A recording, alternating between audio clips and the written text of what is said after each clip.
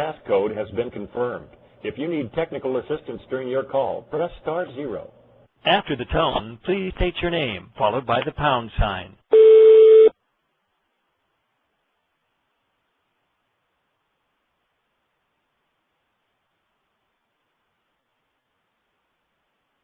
I'm sorry, we did not get your name. After the tone, please state your name, followed by the pound sign.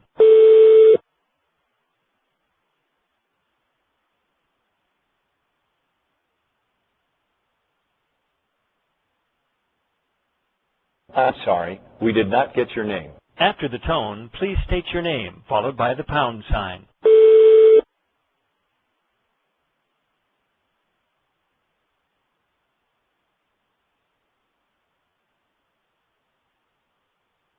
This conference is in silent mode. There are 32 parties in conference, including you.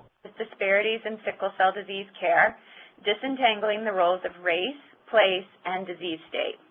Our presenter is Dr. Carlton Haywood Jr. He's a core faculty member at the Johns Hopkins Berman Institute of Bioethics, associate faculty at the Welch Center for Prevention, Epidemiology, and Clinical Research, and an assistant professor in the Division of Hematology at the Johns Hopkins School of Medicine. Dr. Haywood recently received his doctorate in bioethics and health policy from the Johns Hopkins Bloomberg School of Public Health. He received his undergraduate degree in religious studies and his master's degree in bioethics from the University of Virginia. Dr. Haywood conducts empirical bioethics and health services research related to sickle cell disease. He serves on both the Maryland Statewide Steering Committee on Services for Adults with Sickle Cell Disease, as well as the National Human Genome Research Institute-sponsored working group that's charged with examining the evidence regarding the clinical implications of sickle cell carrier status. Also, Dr. Haywood is an adult living with sickle cell disease. I'd now like to turn the presentation over to Dr. Haywood. So, Dr. Haywood, if you could please unmute your line by pressing *6, and feel free to begin. Good afternoon. I hope I'm coming through okay. You are. We can hear you loud and clear. Thank you. Great. Thank you. Thank you all so much for joining this session today. I'm looking forward to the discussion that we will have. And since I have a lot to get through, I'm just going to jump right in. So if we can advance to the next slide. So the objective of today's session is really I want us to discuss the relative contributions of race, disease status, and other factors to the problem of healthcare disparities that are observed in the care of persons with sickle cell disease here in the United States. Advance to the next slide. So just by way of some background, we go next. So the problem of healthcare disparities. Unfortunately, we all know that healthcare and the quality of healthcare are unequally distributed in the United States. There are many research studies, many government reports to document that statement. We know that characteristics such as race, insurance status, socioeconomic status, gender, and a slew of others are associated with unequal distributions of healthcare and healthcare quality. Now, when these unequal distributions cannot be justified on the basis of need, sound clinical judgment, or other acceptable rationales, then we have a serious ethical problem that must be addressed. What do I mean by that?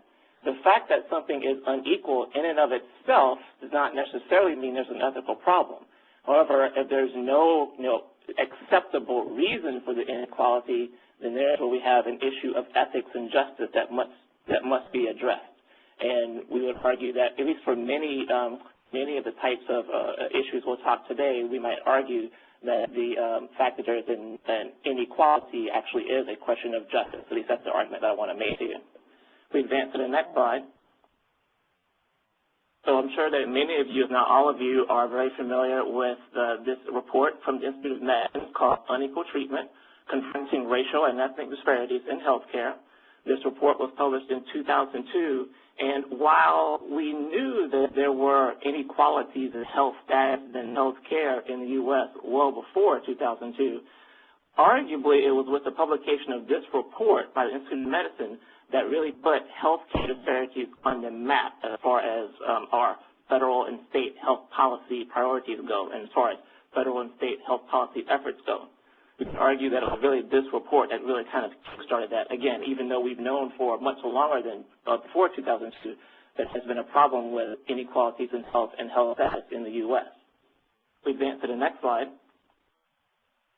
Some of you may know that Public Law 106-129, also known as the Healthcare Research and Quality Act of 1999, it mandated the Agency for Healthcare and Research and Quality, or AHRQ, to monitor the quality of the nation's healthcare, to monitor disparities in healthcare, and to track progress in reducing these disparities annually here in the U.S. And so some of you may know that every year AHRQ puts out two reports. One is called the National Healthcare Quality Report, and one is called the National Healthcare Disparities Report. And I've included a link, if you're not familiar with these reports, included a link for you to follow to find those reports. They have been published annually here in the U.S. by AHRQ since the year 2003. And these reports, again, they track the quality of healthcare in the U.S. assessed by a number of different domains that have been mandated by the government, by AHRQ. And the National Healthcare Disparities Report in particular takes a look at how disparities in the quality of those domains exist between characteristics such as race, such as geographic status, such as socioeconomic status, and et cetera. So if you're not familiar with these reports and interested in this issue, I would encourage you to really check these out. We advance to the next slide. So now, if we are to ever really reach our societal goals of eliminating disparities in health care, we must understand all of the ways that patient characteristics, clinician characteristics, and the characteristics of the very healthcare system itself interact to produce these disparities. And so, again, if we think about just a very simple conceptual model of the issue of healthcare disparities, we might put these three categories, patient characteristics, clinician characteristics, and healthcare system characteristics, as major kind of components in our model, and there's all kinds of interactive effects among them to kind of represent these sources of healthcare disparities here in the U.S. We advance to the next slide.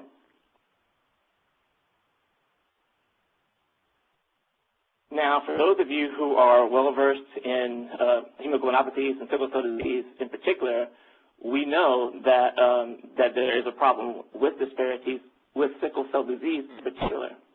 That is, we know that there are disparities in federal and private funding for research for sickle cell disease. We know that there are disparities in the availability of comprehensive centers for healthcare for sickle cell disease compared to what is available for other relatively rare genetic conditions here in the U.S., and that's documented nicely in the citation that I listed here. We also know that there are disparities in the quality of the interpersonal aspects of hospital care experienced by persons with sickle cell disease.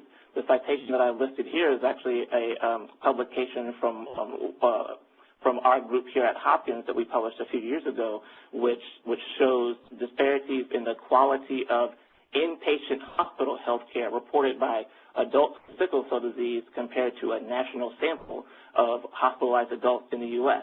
And if you're not familiar with this study, basically what we found was that our adult sickle cell patients were much more likely than the national benchmark sample of hospitalized patients across the country to report problems in a number of different domains in the interpersonal aspects of their health care.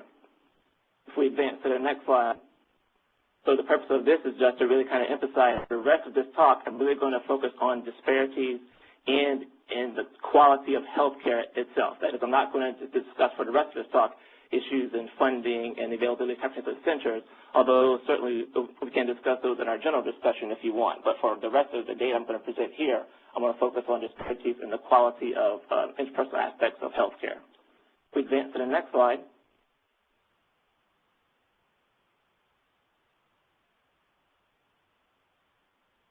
I guess my table, I just have a white screen. I don't know if anybody else is seeing that.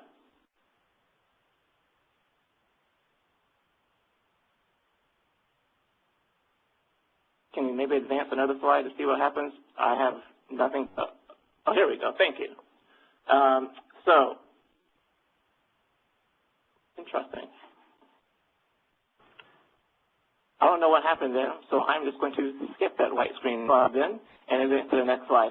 So basically what I want to talk about is why is it important for us to try to disentangle the effects of race versus disease status versus other conditions that can be a cause of healthcare disparities for sickle cell disease. What I talked about in the slide before was just that there are many different potential causal factors, and it's what I'm going to argue here is that it's important for us to kind of disentangle the relative effects of those factors if we really want to try to reduce the problem of disparities in sickle cell disease. So, for example, if African American race is shown to explain the majority of the disparities experienced by persons with sickle cell disease, then perhaps we should focus on adopting and adapting those efforts being developed and utilized to reduce disparities among all African Americans generally in order to reduce the disparities faced in sickle cell disease. What do I mean by this?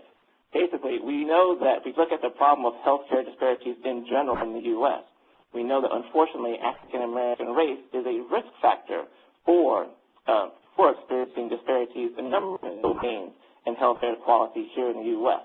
And so when we think about the causes of disparities in sickle cell disease, one might argue, well, we might question how much of disparities in sickle cell disease are really kind of reducible, or they're due to the fact that the majority of sickle cell disease patients in the U.S. are African American, and we know that African American race itself is already a risk factor for many different types of disparities. And so it's really important for us to kind of disentangle these effects. If, on the other hand, sickle cell disparities are not completely, or perhaps more realistically, if they're not predominantly explained by African American race, then other strategies, perhaps strategies more specific to the particularities of sickle cell disease itself, may be where our focus should go. We advance to the next slide. So, for the rest of this talk, I'm going to discuss some very early, and I'll emphasize the word early, efforts that my colleagues and I here at Hopkins have undertaken to try to disentangle the many causes of sickle cell disease disparities. In particular, I'm going to describe to you 3 studies that we're conducting to try to disentangle these complicated relationships among the causes of disparities in sickle cell disease. And again, as I said before, I'm focusing on the domain of healthcare quality. 2 of the efforts I'm going to talk to you about today come from data collected as part of the Improving Patient Outcomes with Respect and Trust, or as we call it, IMPORT study, which is the study we have here. This is funded by the NHLBI. And this study is an ongoing longitudinal study of sickle cell disease patient experiences in healthcare that are taking place here in the Baltimore, Washington, D.C. metro area. So 2 of the studies I want to talk about come from this IMPORT study. The 3rd study I want to talk to you about today is a secondary analysis of the National Hospital Ambulatory Medical Care Survey, or the NAMCS, which provides data on a national sample of emergency department admissions here in the U.S.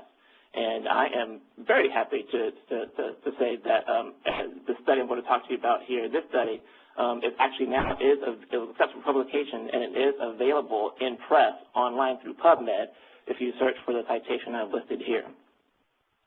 We advance to the next slide. So, study number 1. I'm going to talk to you about sickle cell disease and another aspect of disparities in healthcare communication.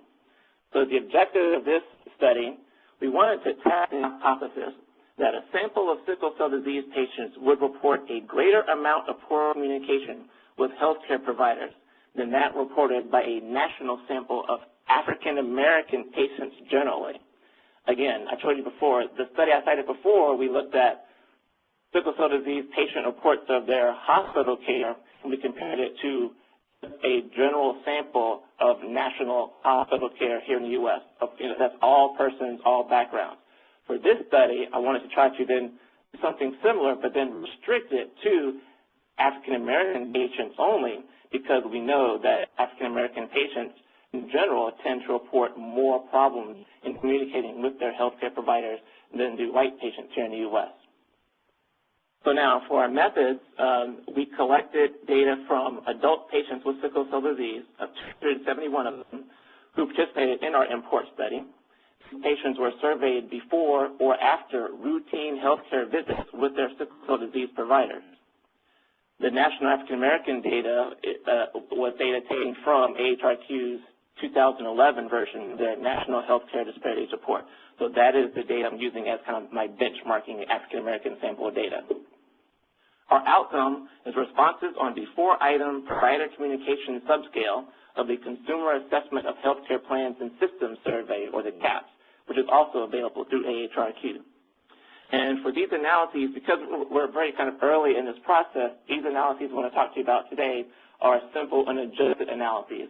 Specifically, I looked at binomial tests of prevalence of poor communication, which is operationalized as responses of sometimes or never on any of the 4 items I'm going to show you on the CAPS measures, comparing responses from the sickle cell disease sample to the National African American sample. Please advance to the next slide. So now, with this table shows, if you look at the red bars represent the prevalence of the reports of poor communication reported by our sickle cell sample in the import study, compared to the blue bars, which are reports from African Americans in the U.S. generally, a sample of them, national sample of them, responding to those same items in the year, as reported in the 2011 National Healthcare Disparities Report. If you look at these 4 items in particular, the STEM is, in the last 12 months, how often did doctors or other healthcare providers listen carefully to you, explain things in a way you could understand, or respect what you had to say, or spend enough time with you? So those were the 4 items. And our sickle cell sample patients were more likely to report poor communication, that is, reports of sometimes or never in response to each of those items, than did the National African American sample. And you can see all of those differences between the sickle cell disease sample and the National African American sample were statistically significant at the 0.05 level. Now, again, I mentioned that this is an early stage in this analysis. This is an unadjusted analysis. Because comparing our sickle cell sample to this national sample of African American patients, one might argue that in many respects, hopefully, we have controlled for a number of potentially confounding factors which may be related to one's African American race, by proxy with our restriction to the African American sample.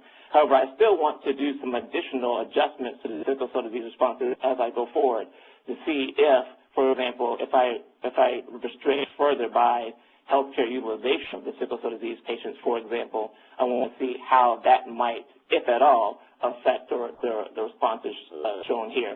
But in general, looking at this unadjusted analysis, our sickle cell disease patients were more likely to report poor communication with their healthcare providers in each of these domains than a national sample of African American patients. So that's study number 1. Let's advance to the next slide. So study number 2. This is the impact of race and disease status on waiting times in the emergency department. Just by way of quick background, as you all are well aware, patients with sickle cell disease often report long wait times in the emergency department when presenting for treatment of pain. Research has actually shown, though, that African Americans in general have longer ED wait times than other patient populations here in the U.S. And if you do go to PubMed and pull up my in-person article, you will see the specific citations that I have for that statement. Because patients with sickle cell disease in the U.S. are much more likely to be African Americans, though, again, it can be difficult to separate the effects of disease status versus race status on sickle cell disease patient waiting time. So that's, again, what I want to try to disentangle with this analysis. If we advance to the next slide. So we attempted to disentangle these effects of race and also presenting complaints on ED wait times by examining a national sample of ED visits in the U.S. Specifically, we wanted to, 1, compare average wait times to see a physician in the ED for patients with sickle cell disease, and I compared them to 2 different comparison groups. So one are those ED patients reporting with long bone fracture. That's one comparison group. The other comparison group was basically everyone else. So that's the general sample of all other patients. So you can imagine if that's a big bin. The second aim was to determine if any disease-specific effects observed in aim number 1 would persist after I restricted all those analyses to African American patients only, again, trying to disentangle the effect that race may be playing on any differences we may have found in aim number 1. We advance to the next slide. So as I said before, we examined data using the NAMSIS, which is conducted annually by the National Center for Health Statistics. The NAMSIS data do have weights in the data set that allow you to make national level estimates. And for the years of the analysis, we examined data going from 2003 through 2008. We advance to the next slide. So again, our dependent variable was waiting time in minutes from ED arrival to being seen by a physician. Okay, so keep that in mind. That's the outcome. Waiting time in minutes from ED arrival to being seen by a physician.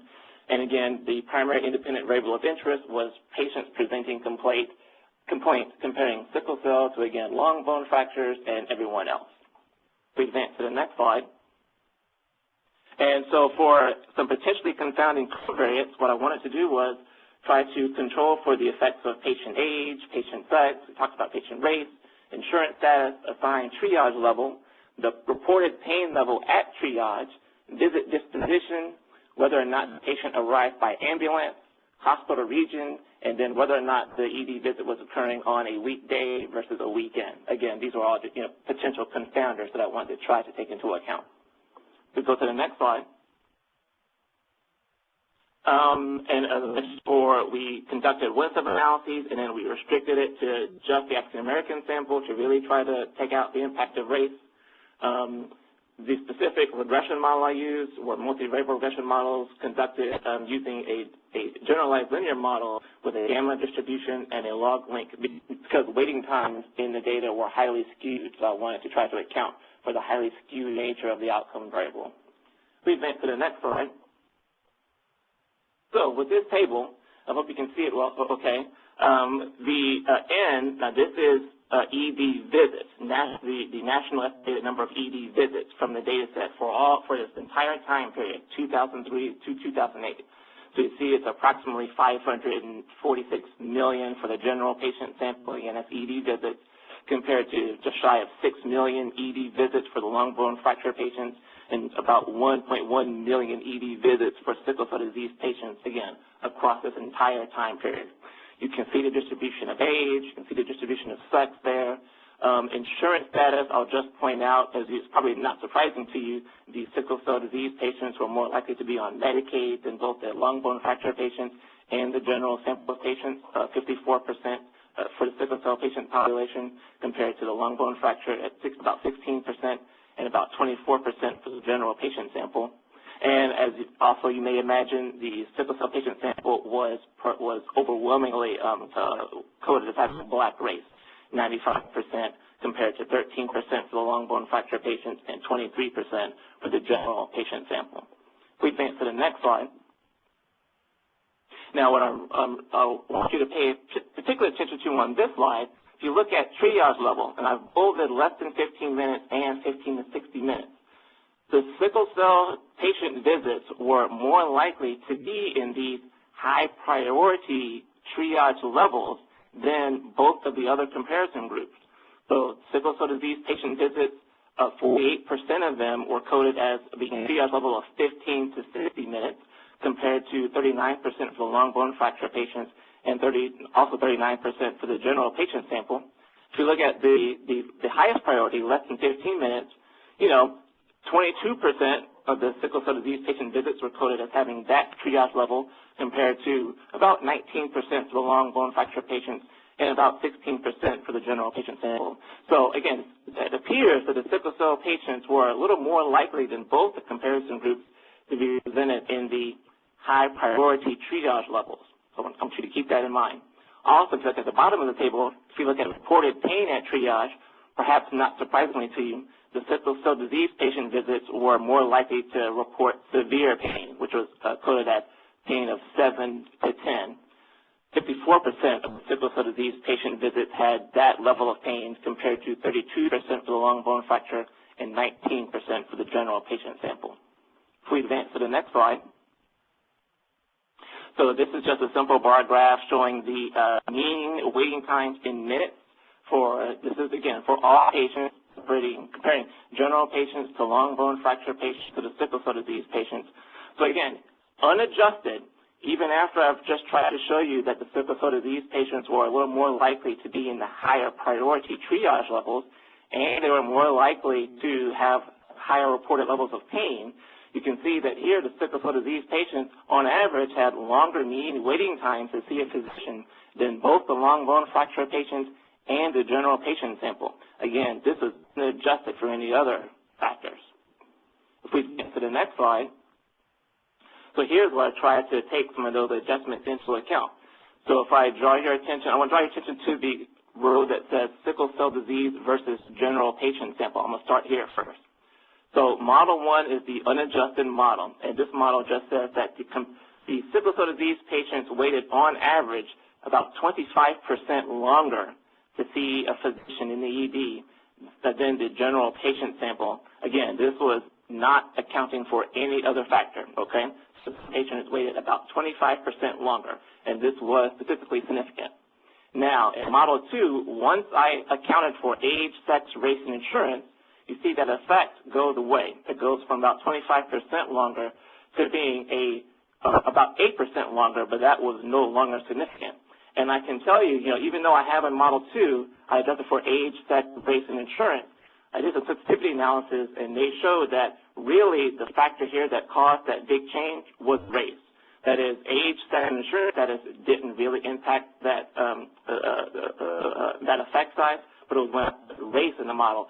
That's when that difference between the sickle cell disease sample and the general patient sample appeared to go away, or at least the effect size was reduced by a great deal and it was no longer significant. And you can see that it really didn't change. If we look at model 3 and model 4, it really didn't change after that once I tried to account for triage level or pain at triage or the other factors that you can see at the bottom of the table. So again, sickle cell disease patients compared to a general patient sample waited 25% longer on average to see a physician in the ED, not accounting for any other factor. Once I accounted for the race of the sickle, once I accounted for race, that difference went away.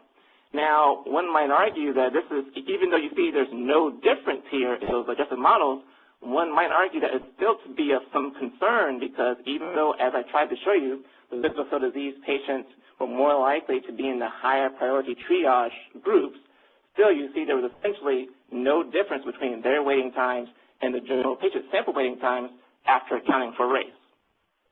Now, if we look up in the middle of the table at the sickle cell disease patient sample compared to the long bone fracture patients, you can see a little different story. So in model 1, if you look at the column for model 1, this is saying that comparing the sickle cell disease patients to the long bone fracture patients, sickle cell disease patients waited on average about 59% longer to see a physician in the ED compared to the long bone fracture patients. Again, this is not accounting for any other factors. Once I move over to model 2, so again, accounting for age, sex, race, and insurance, but similar to before, it's really race that had the effect here. Once I accounted for race, the size of the effect, it did mitigate some. It went from 59% longer to 32% longer, but that was still statistically significant. So patients, even accounting for the race of the patients, sickle cell patients still waited about 32% longer to see a physician in the ED compared to long bone fracture patients. And you can see as I move from model 2 to model 3 and model 4, that effect really didn't change too much once I tried to, again, account for a triage level or pain at triage or the other factors that you can see at the bottom of the table. So the sickle cell disease patients wait about 59% longer on average to see a physician compared to long bone fracture patients. This effect was reduced some once I accounted for race, but it didn't go away entirely, and other characteristics really didn't explain too much more of that effect. Now, if we advance to the next slide, so the prior two tables and analyses, that was for the entire patient sample. Now, the next two slides will show you just restricted to African Americans only, okay? So just trying to account for race at the very beginning. Restricted to African American patients only. We see that the sickle cell disease patients and the general patient sample, here, their waiting times, sickle cell patients were a little bit longer, but that wasn't statistically significant. However, they still waited longer on average to see a physician than the long bone fracture patients. And again, this is just accounting for race because it's among the African patients only. We advance to the next slide. And here in the next slide, we see, if you look at, if I draw your attention to the row that says sickle cell disease versus general patient sample, you can see here there was really no statistical difference in waiting times between the sickle cell disease patients and the general patient sample, again, among African Americans only. There was really no difference no statistically significant difference among the two groups after accounting for African American race from the very beginning. However, if you look at the long bone fracture patients, even among African American patients only, sickle cell disease patients waited on average between 48% and 51% longer than African American patients with long bone fracture, and that was trying to account for a number of different potentially confounding variables, so age, sex, insurance status, triage level, payment triage, and et cetera. So if we advance to the next slide. So just to hopefully bring it all together for you, this last study, sickle cell disease patients waited longer on average to see physicians in the ED than patients with long bone fracture and a general sample of all other patients. The disparity between sickle cell disease patients and the general patient sample went away after accounting for race. So race appeared to explain that difference. However, the disparity between sickle cell disease patients and patients with long bone fracture persisted even after accounting for race, assigned triage level, pain level, and other factors. We advance to the next slide. So some limitations to keep in mind, and for a more detailed discussion, I will ask you to go consult the article, but just real quickly, data set contained no hospital characteristics that I could also assess to see how that might play a role in the differences I just showed you. The national estimates for sickle cell disease patients, as you can imagine, were based on a relatively small sample. And I'm a little concerned about how age, even though age was in the model, there may still be important differences between adult patients and pediatric patients in waiting times. So in the future, as I go forward with it, I want to maybe do those kind of separately just to kind of see if there are differences in pediatric kind of ED experience and the adult ED experience. But that's for future research that I want to do. We advance to the next slide. So just quickly in conclusion for this study, our findings suggested that both the Black race of sickle cell patients and their status as sickle cell patients contributed to longer waiting times in the ED compared to other patient populations. And attempts to improve the quality of care delivered to sickle cell patients in the ED setting must not only account for the contribution that race makes to low-quality care, but also to some disease-specific factors that may affect the care process. And we can just talk in our discussion about what some of those other disease-specific factors might be. We advance to the next slide. The final study I want to talk to you about today, I want to take you in a little bit different direction. So this study, I looked at perceived discrimination among patients with sickle cell disease and its association with clinical outcomes. And my objectives here were really to compare the extent to which persons with sickle cell disease perceive discrimination on the basis of their race compared to any perceived discrimination they may have felt on the basis of their status as having sickle cell disease or their disease status. And I wanted to try to see if there were what kind of impacts that this perceived discrimination, either by race or by disease status, could have on some patient outcomes. So if we advance to the next slide, and just real quickly, the outcomes I was interested in were trust in the medical professionals. I was interested in sickle cell disease self-efficacy. For those who are not aware, this is just a construct trying to get at the extent to which a person with sickle cell disease thinks that they can exert some amount of control over certain symptoms caused by sickle cell disease, and also want to look at a measure of non-adherence with their doctor's advice over the past 2 years. We advance to the next slide. Again, our independent variables were, I used two different measures of perceived discrimination based on race. One looked at perceived discrimination you might have experienced in the past 12 months or in the past year. The other basically looked at the same thing, but it had an expanded time frame to the past 2 years. So the extent to which you perceive discrimination on the basis of your race from healthcare providers either in the past year or in the past 2 years. And we adapted those race-based measures to try to get at disease. So basically it asked, to what extent over the last year or 2 years, to what extent do you feel you were treated unfairly or with disrespect on the basis of your sickle cell disease status? Okay? So advance to the next slide. And so here is both disease-based discrimination and race-based discrimination were shown to be associated with the level of trust that the patients had in the medical professional.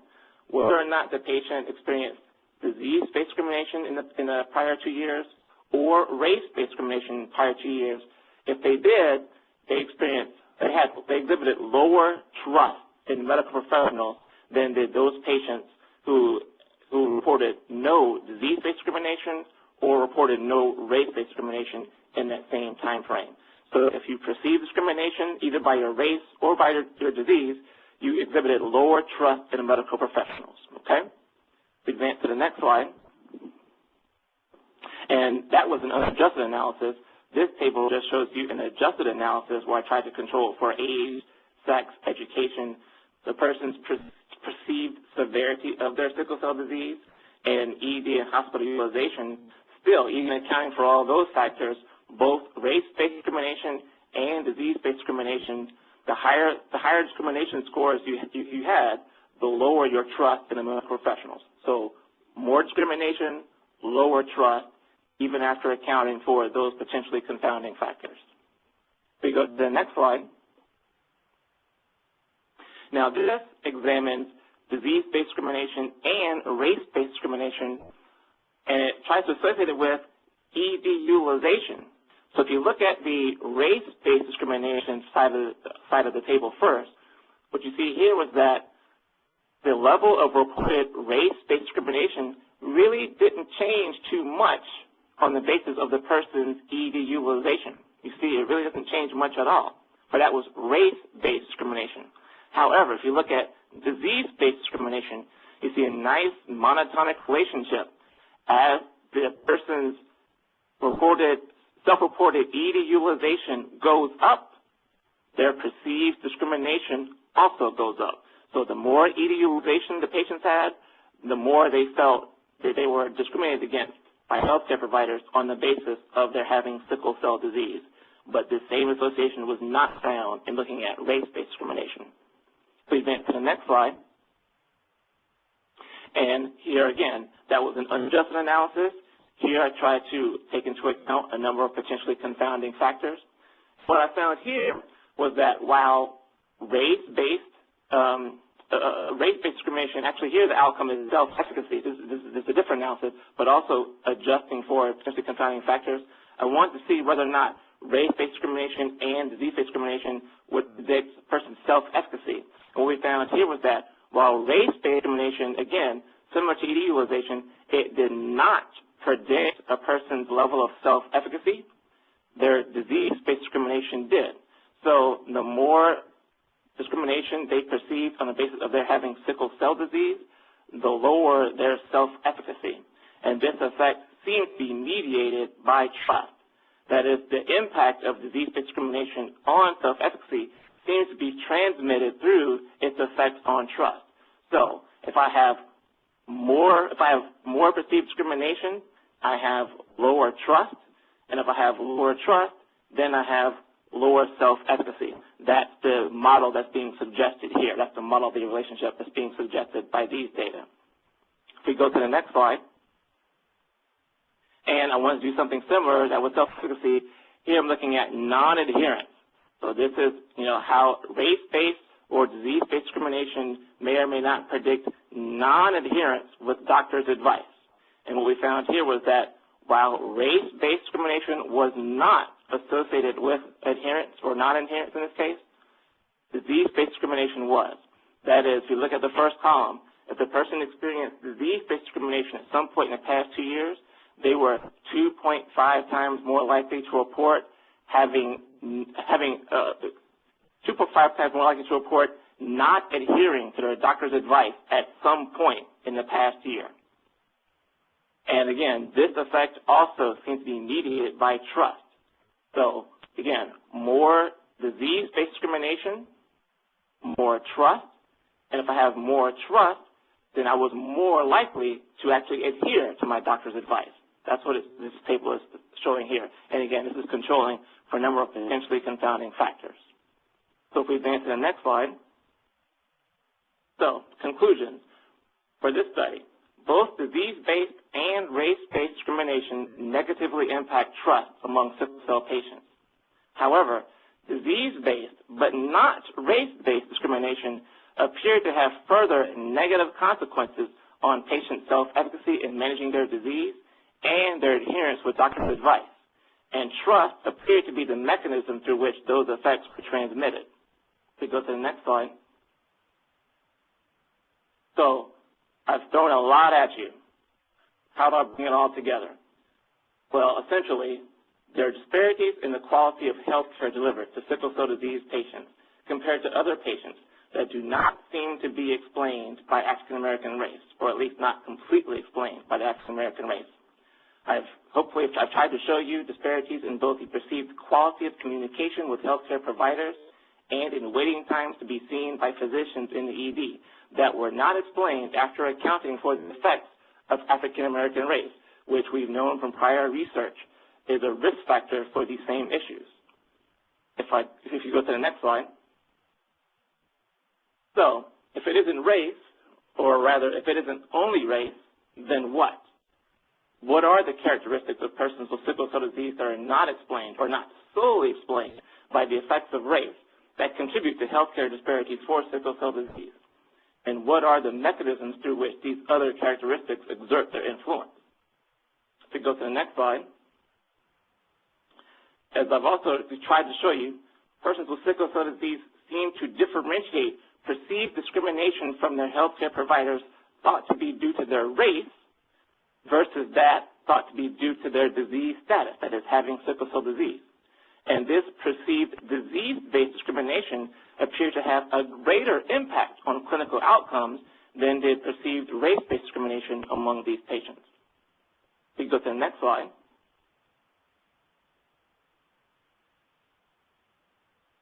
So, to kind of close it out, the work that I've shown you is, very early stage, at least most of it. The ED study, again, that is available in press on PubMed if you want to pull that out and see that in detail. There are many more questions that must be asked to better understand these findings and implications. But I feel, though, that this is an important area for us as sickle cell researchers to explore as we continue in our efforts to develop actual solutions to the problems of healthcare disparities faced by persons with sickle cell disease. We know that healthcare disparities are it's a major initiative for federal and state healthcare policy to mitigate and eliminate healthcare disparities. We know this. This is a major area of work.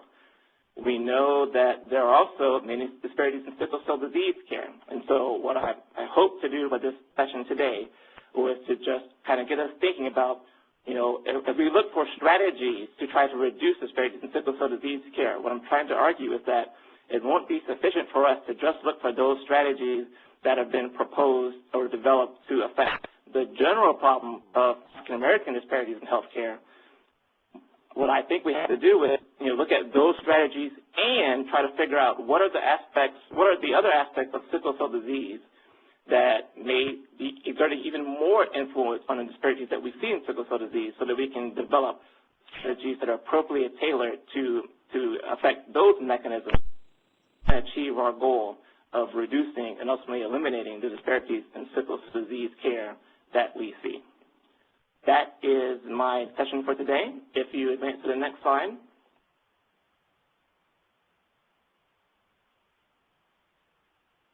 I just want to acknowledge, so for study 1 and study 3, that was the communication study and the discrimination study. Just wanted to acknowledge my other colleagues in the import study. Dr. Mary Katz-Beach here at Hopkins is our PI, and I want to certainly acknowledge all of the other co-investigators and, of course, the patients who are taking part in our research. And if you advance to the next slide, similarly for the ED study, I want to acknowledge my co-investigators and co-authors on that paper. And if we advance to the final slide, I just want to thank you all for your time and attention. I look forward to our discussion. Thank you very much. Thank you so much, Dr. Haywood. Great presentation. So we're now going to open the line for questions, and I want to remember as you're asking your question and speaking, you'll need to remember to unmute your phone by pressing *6. If you do have a question, feel free to raise your hand electronically so that we can call your names in the order received. And I have to say we only have this line scheduled for an hour, so once it is 3 p.m. Eastern, we will need to end this session. So it looks like we have a question from Stephen Nelson. It says, do you have data on the race concordance between patient and provider in the import study? Could more of the SCD patients have had non-Black providers? And Stephen, if you'd like to unmute your phone, if there's anything additional you'd like to add to that question. So if there's no addition to that, thank you very much. It's a great question. So for the, as far as the racial concordance between the providers in the import study, unfortunately, we do not at this moment in time have that information. The discrimination questions and the communication questions that we asked of the patients in the import study, the kind of time scale, we asked them to think about, discrimination in the past year, discrimination in the past 2 years. For the communication questions, it was in the last 12 months. I can tell you, just as far as their, all these patients were surveyed, for these data, they were surveyed right before or after routine healthcare visits. At our Hopkins site, the routine healthcare visit with their sickle cell disease provider, all of our import sickle cell disease patients are African American or Black, and all of our primary sickle cell disease specialists here at Johns Hopkins, our primary ones are non-Black, although we do have staff who also help in the care of these patients who are Black. We don't have exact, concordance matching for that sample, unfortunately, but that would be something that we want to look at as we go forward. We want to take a look at these same patient experiences in acute care settings. We want to ask them about their experiences after a particular ED visit or after a particular hospital visit. And for those data, we do want to see if we can collect information about these specific providers that were involved in that care, which would include the provider demographic characteristics, to see how that might match up with patients' experiences as well. But unfortunately, to this point, I don't have any of that specific data that I would be able to tell you at this point, but it's a great question and one that we are thinking about adding as we go forward. Wonderful, thank you. So those are the only questions. That's the only question that we have up on the computer right now. But if anybody doesn't have a chance to ask their question electronically, and if you would just like to unmute your phone and press *6, and you can just go ahead over the phone and ask Dr. Haywood.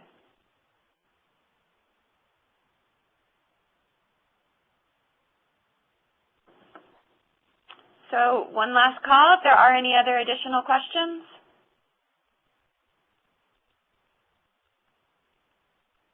All right. Well, hello. Evidently you answered all the questions during your fantastic talk. Hello. Hello. So thank you so much. Hello. Oh, yes. Go ahead. Yes, I have a question. Sure. Go ahead, please. I'm assuming that most of the patients are coming into the ED are looking to relieve their pain and thus maybe requesting pain medication. And for some physicians, they may see these patients as just coming in just to get high off of the pain medication, just coming in for pains, and they're not really having a crisis.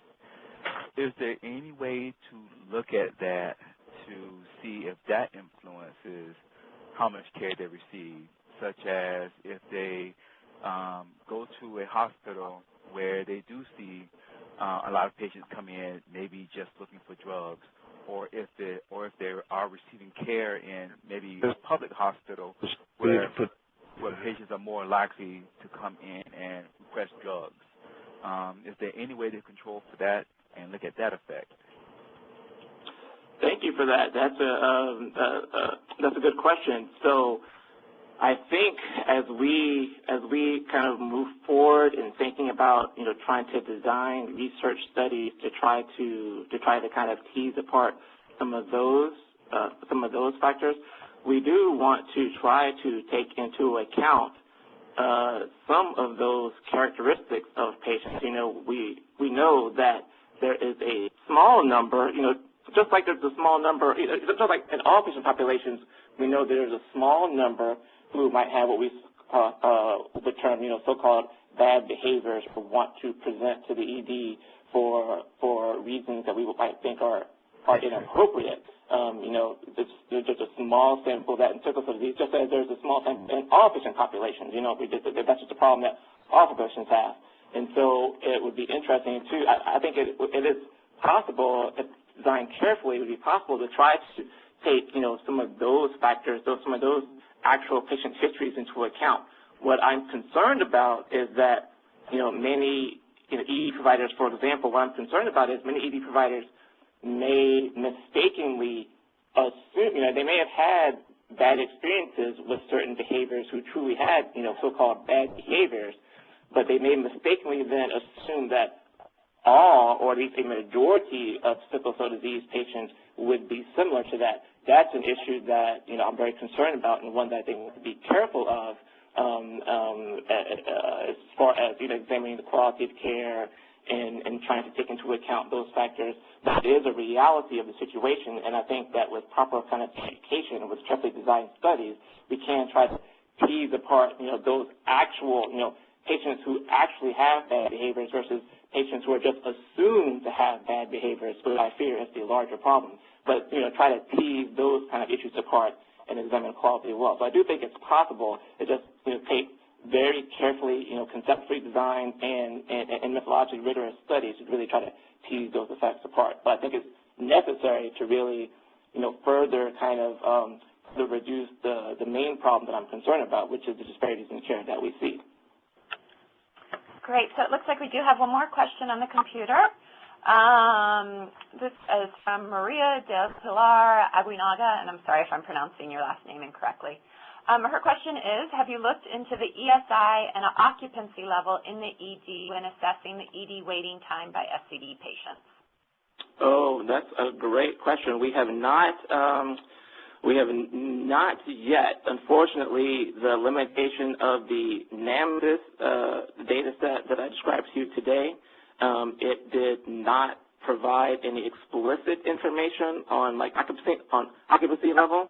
What I want to try to do in future analyses is to see if I can come up with some kind of proxy measure based on based on perhaps total number of patients in the sampled ED, something like that. As far as using the NAMSIS in the future, I think though if we look at designing future studies with other data sources, those would absolutely have to be characteristics that we have to take into account. Because yes, those characteristics, those other characteristics of the setting in and of itself can also have a major impact. We want to make sure that we take those into account appropriately. To this point, based on my data source, I have not been able to, but we know that's a limitation, and we want to see if we can kind of correct that as we continue these studies and replicate them moving forward. Thank you, Carlton. Thank you. Hello? Wonderful. So I'm going to take the one question we have on the computer, and then I'll open the phone line up again. So it looks like Larry Allen has a question that he'd like to ask. So Larry, if you'd like to jump on the phone. Yes. Thank you for the talk, everyone. But listen, it's sort of a statement more so than a question, but sickle cell patients have grown to accept that many physicians consciously or subconsciously treat us differently than they do other disease communities. And what we're seeing even in the ER is that, tolerance is being used as tolerance is not being seen, it's being seen as a dependence. And, we have folks in our family and other friends who have sickle cell who at some point have to go to the ER because they're low on meds or out of meds, and they're looked upon, as you guys have already talked, as drug seekers, when this whole philosophy behind treating sickle cell has somehow gotten skewed, and patients are looked upon almost from a criminal standpoint. And this mindset has caused many patients to decide to try and cope with this problem on their own, if that means going out and seeking street drugs or something else as a manner of not going through this, once again, treatment in the ER. It's just it's spiraled out of control. Thank you. And so again, a lot of it has to do with, from the clinical side, them not getting the adequate type of medication they need on a regular basis. And again, this issue of dependence. You know, we checked in the studies, and sickle cell patients are no more dependent on drugs or no more drug seekers than any other disease community that needs narcotics. There's been nothing to prove that otherwise.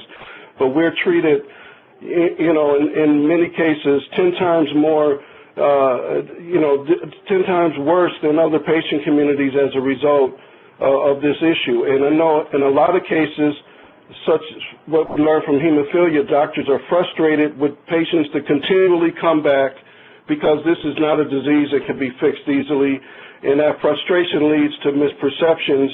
So there's a lot of education on the doctor end that we see happening in some hospitals but not in others.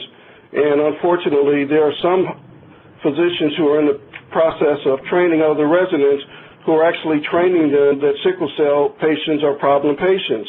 And this starts a cycle that will continue for the next generation if we don't do something about it.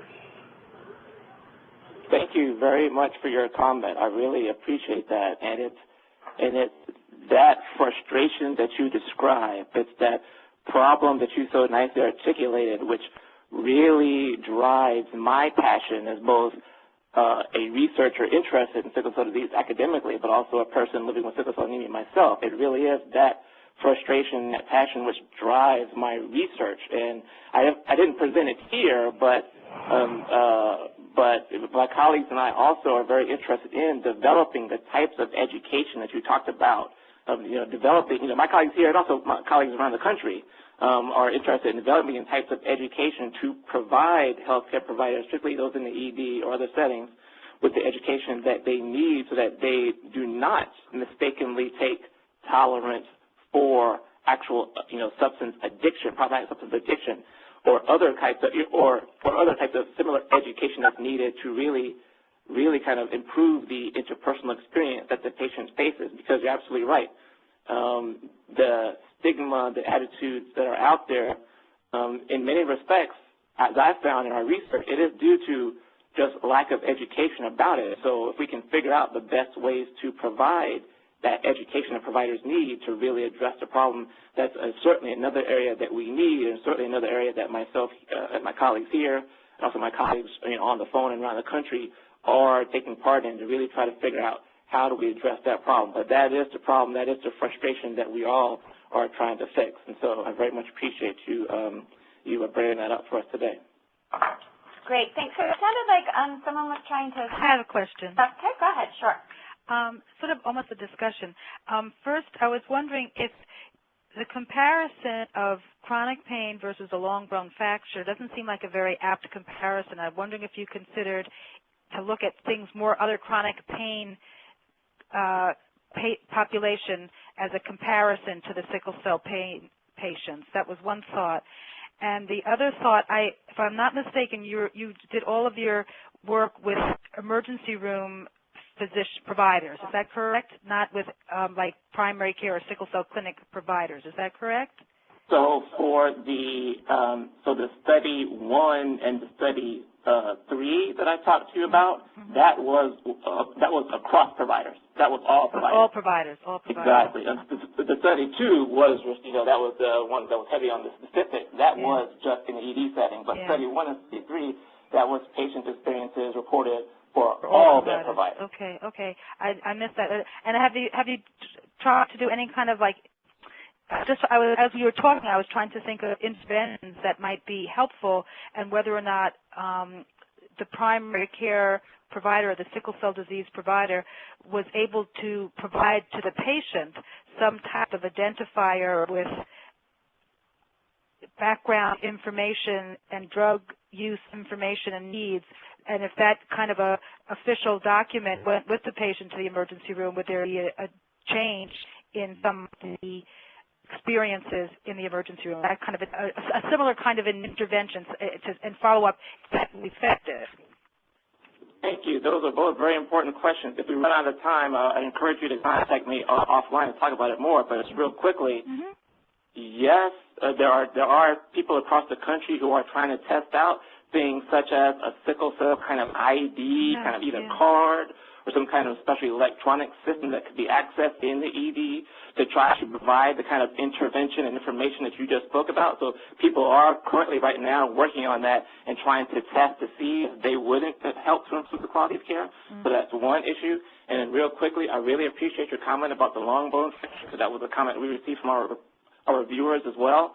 We used it here because if you think about presenting to the ED, we wanted to try to compare two conditions that both present to the ED with severe acute pain, which is not necessarily life-threatening. Again, it can be, but not necessarily life-threatening.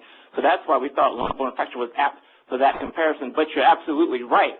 We do want to also take into account the fact that there is this chronic pain aspect of sickle cell disease that we also want to try to disentangle, using language I used earlier today, to see how that may impact too. But I just want to thank you very much for that. It's something we are thinking about and trying to figure out as we design future studies. So thank you for that. Okay, well, thanks very much. Great. Thank you all so much. Thank you for the wonderful presentation and for the really great questions. Unfortunately, our time is up for this session. As Dr. Haywood said, if you would like to contact him, Carlton, do you want to provide your email address, or what's the best way to get in touch with you? Oh, sure. I'm actually quite easily Googled. If you Google Carlton Haywood and sickle cell disease and Johns Hopkins, I'll come up quite easily. But my email address is also C. Haywood Jr., so C. Haywood Jr. @jhu.edu. So either Google me, Carlton, Sickle, Hopkins, or C. Haywood Jr. @jhu.edu. Great. Thank you so much. So to let everyone know, our next webinar is going to take place on Thursday, March 28th. It's titled Strategies to Improve Implementation of Hydroxyurea, and the presenter is Dr. Courtney Thornburg. If you do have any questions, please feel free to contact Shay Pope. Her email address is spope@cdc.gov. And also to let you know, the recorded webinars are available at scinfo.org under the webinars toolbar. Thank you so much for your participation, and thank you, Dr. Haywood. Thank you all so much. I appreciate it. All right. Bye-bye.